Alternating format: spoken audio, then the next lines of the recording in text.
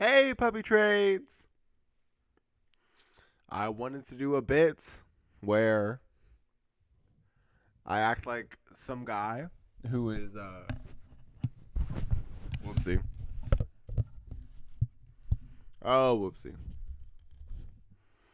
I wanted to do a bit where I act like some guy who is crazy and has a drinking problem.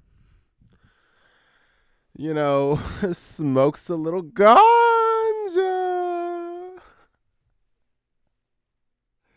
and updates Bitcoin when it's up 20%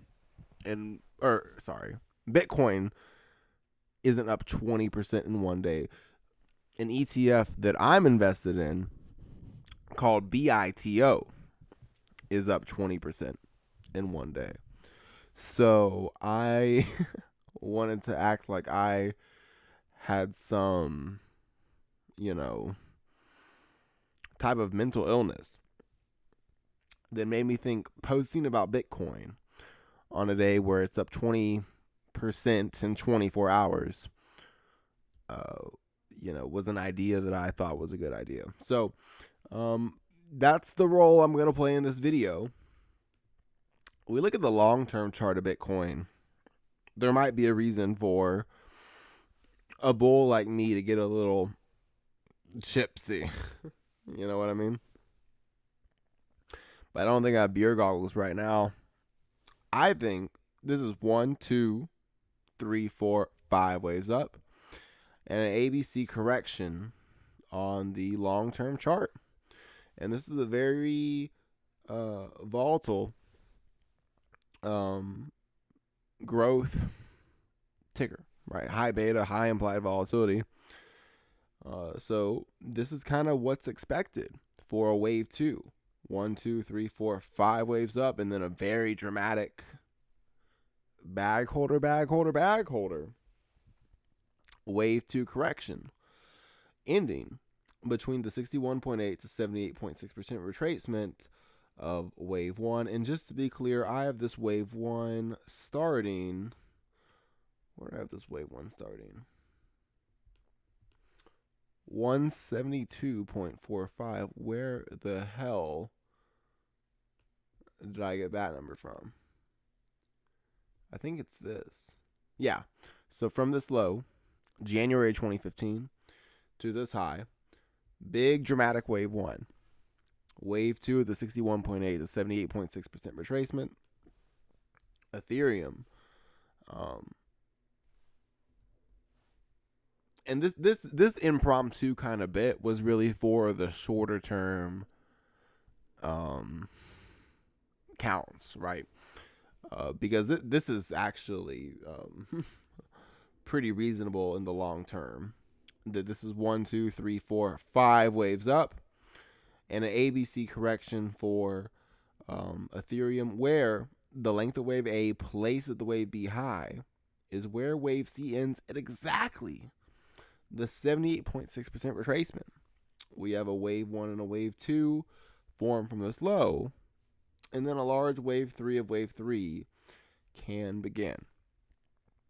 So the reason that I wanted to make this video is because I own an ETF called BITO. All right, it tracks Bitcoin futures. And just to prove, this is, like I said, it's an impromptu video. This is what the chart of the stock that I own looks like right now. So I had to do some analysis of this today. And that's really why I'm making this video. I did some analysis of this today. The whole bit right now is that I'd have to be drunk to talk about Bitcoin as what many of my trolls refer to as a guru, I'd have to be drunk to talk about Bitcoin on the day it's up 20% in 24 hours, right? But this they're not all winners, asterisk. And I do have a lot of risk management in growth. So I'll talk about that real quickly. I own right now what I'm using is I have the 10 put 9 I'm such an idiot. Jesus Christ. I just assume you guys know what the fuck I'm talking about. Okay. All right. So my hedges for growth. Let's just do my hedges for the market. I'm only going to include, besides the fact that I have a very, very substantial allocation to ETFs that sell options on indices, even growth indices. My last video was about OARK and TSLY, but other implied volatility premium collecting ETFs like XYLD, RYLD, JEPI. I have a large allocation to those. Okay. Besides those that are kind of indirect hedges, I have more direct hedges on growth. And the biggest one is an ETF called METV. So the option expiration that is the furthest for METV, and I believe this ETF is currently at like 8.30 right now. The expiration that's closest for I'm gonna take another step for METV is August 18th, 2023.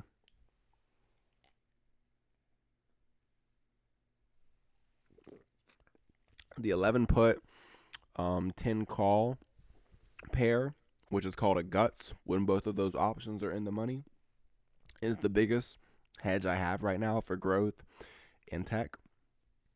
The 10 put 9 call guts for that same expiration is the second biggest hedge. The third biggest hedge for growth is the 9 put 8 call guts for that same expiration. I also own a position on AGNC that's pretty lengthy in terms of its history. And this isn't like a growth stock. I'm not saying it's a growth stock, but we have this whole interest rate dialogue. And AGNC and mortgage-backed REITs and tickers like that, fundamentally, they're pretty associated with interest rate movement. At least that's what the financial media has said. And that's probably true, to be honest. So I have the 10 put on AGNC that expires in January of 2024. And AGNC is below 10 right now. So that puts in the money. When AGNC was up recently, I moved the 10 call from 2024 in January to 2025 in January. So that only cost me $7 per call. I did it when the options were in the money. So now the AGNC is closer to 10. There's going to be more a time value making up that difference between the 10 call for January 2025 and the 10 call for January 2024. So that's something to be noted. But right now, the position that I have for AGNC is the 10 call for 2025 paired with the 9 puts for 2024. So that's another in the money put, another growth ETF. I have that I'm not really using right now because it's not in the money yet, is on the gambling ETF BETZ, BETZ. And this one's actually a pretty near-term expiration. I have the 15 call and the 15 put on BETZ. That trade history is a little extensive. But as the expiration date, and that, by the way, that expires for April 21st of 2023. That big April expiration. I specifically wanted an expiration that I could hold through this March quad witching period. And I had the wherewithal to do that a long time ago. So anyway, I have the 15 call and the 15 put on BETZ for April 21st, 2023. Okay. And then another downside position I have, the only one I'm going to leave out of these straddles is going to be ET, because there's no reason for me to go into my ET position on a post about Bitcoin.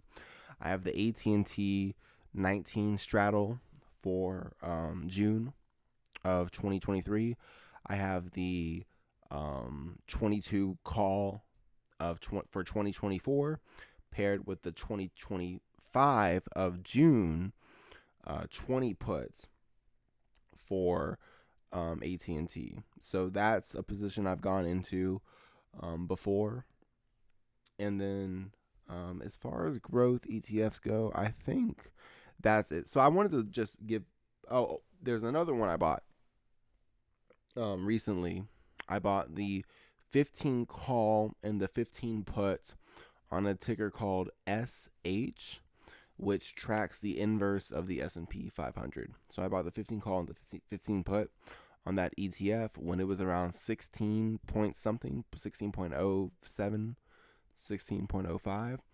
I bought the 15 call and the 15 put. So that does the opposite of the S&P 500. And so that I bought that on Friday. And what that did was it helped lock in the money put delta of my METV, puts, the 11 put, the 10 put, and the 9 put expiring for August.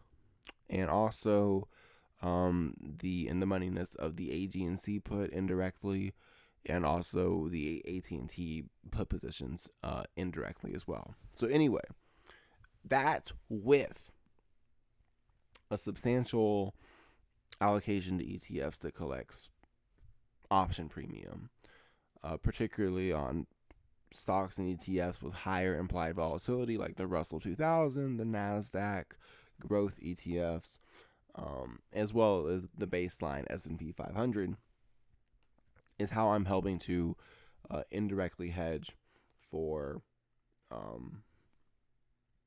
downside exposure in the whole market, including Bitcoin and Ethereum. So that was all to say that I'm making this video as a bit of the drunk trading guru who talks about cryptocurrencies when their underlying ETF is up 20% in one day.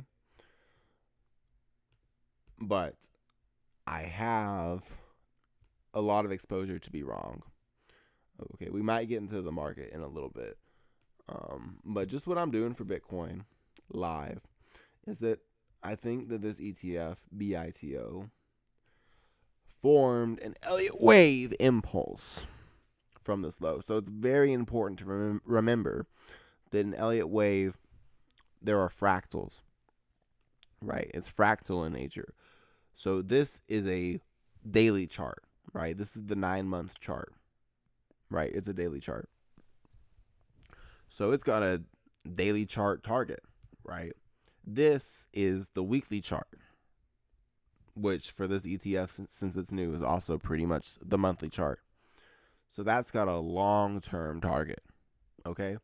I wanted to make this video and do a bit about how I was some drunk guru talking about Bitcoin when it was up 20%, because right now I think, for me, holding BITO, that the short-term Elliott Wave count is most important, or at least most useful / interesting. So I'm going to get into that, okay? And I think it's important to note, the thumbnail / title could have been, hey, I'm bullish Bitcoin, it's going to the moon, give me 3,000 views. Let me tell y'all a secret. I could have made my money for the rest of my life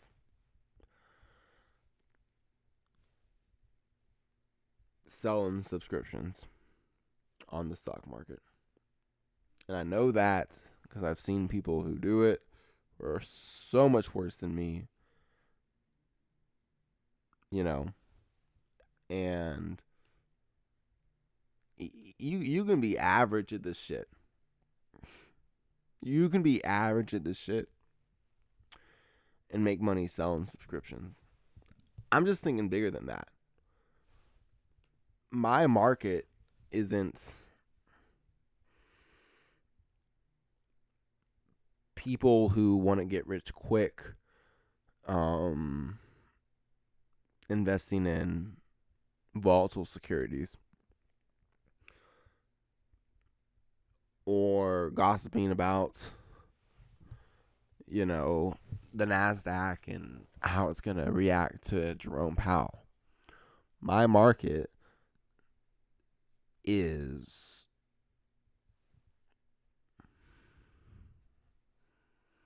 anyone who wishes they could have spent more time with their parents, but their parents had to work a lot. 50 hours a week, 40 hours a week plus, just to provide for them. Right? That's a lot bigger than the people watching this video. It's a lot bigger than what I would need charging or accepting StockTwitz's $80 a month offer to sell subscriptions. The point is, I don't have any interest in money, but definitely not money that comes from taking advantage of a 20% day in Bitcoin or a big old crash in the banks or a scary drop in a growth stock after earnings, when it's got a 99% implied volatility heading into earnings, and a beta of 3.5.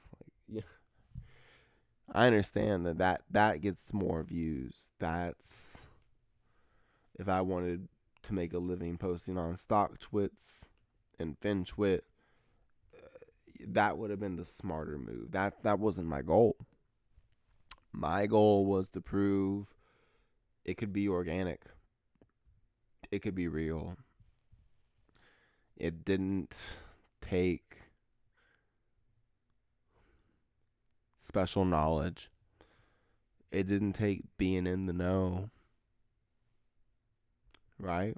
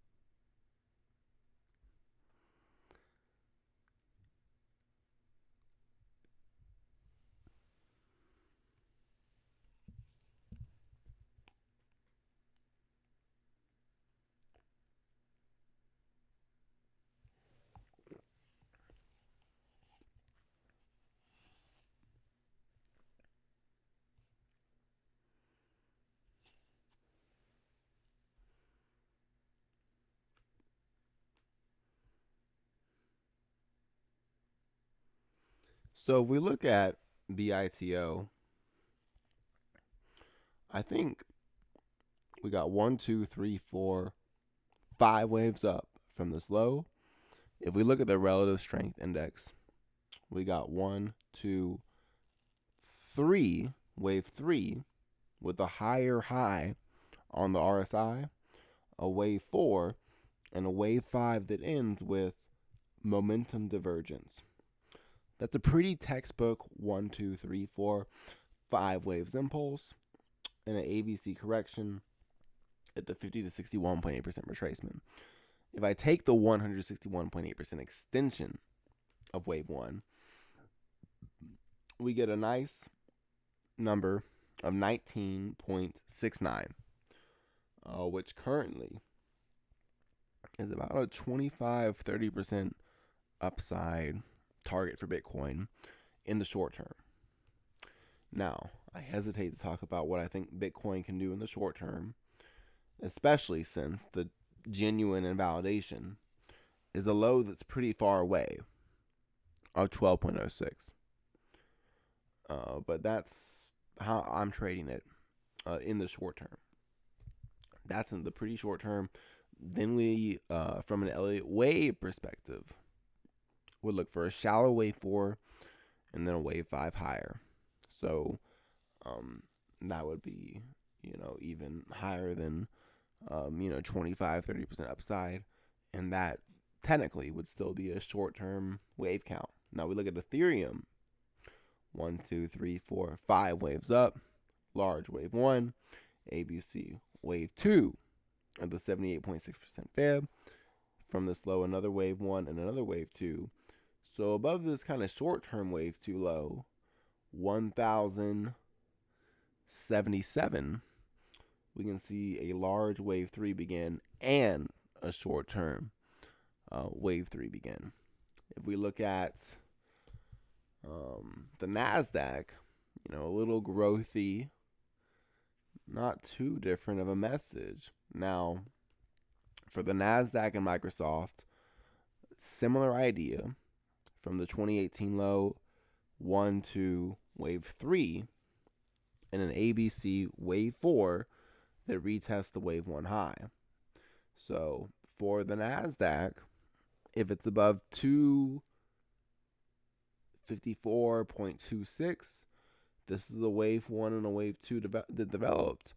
It can begin a wave 3 of wave 3, similar to how NVIDIA formed a 1, 2, 3, 4, 5 waves impulse from the low. That may have been a 1, 2, 1, 2, wave 3 of wave 3 in progress. So,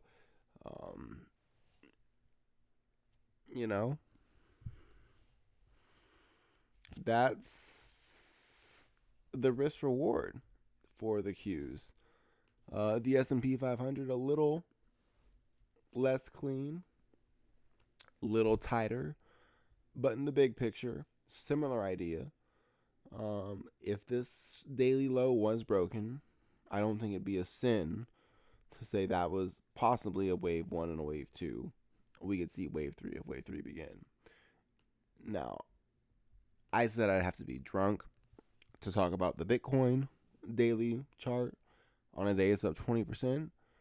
I'd have to be on meth, heroin, and crack to talk about SPY on the daily chart when it's $10 away from a, important low on that time frame. The weekly chart, though, nice risk reward here. That above 348. This is a wave 1 and a wave 2. Or it's a wave A and a wave B. From an Elliott Wave standpoint, in the medium term, it doesn't really matter. The length of this rally placed at this low above 348.11 can take SPY all the way above 600.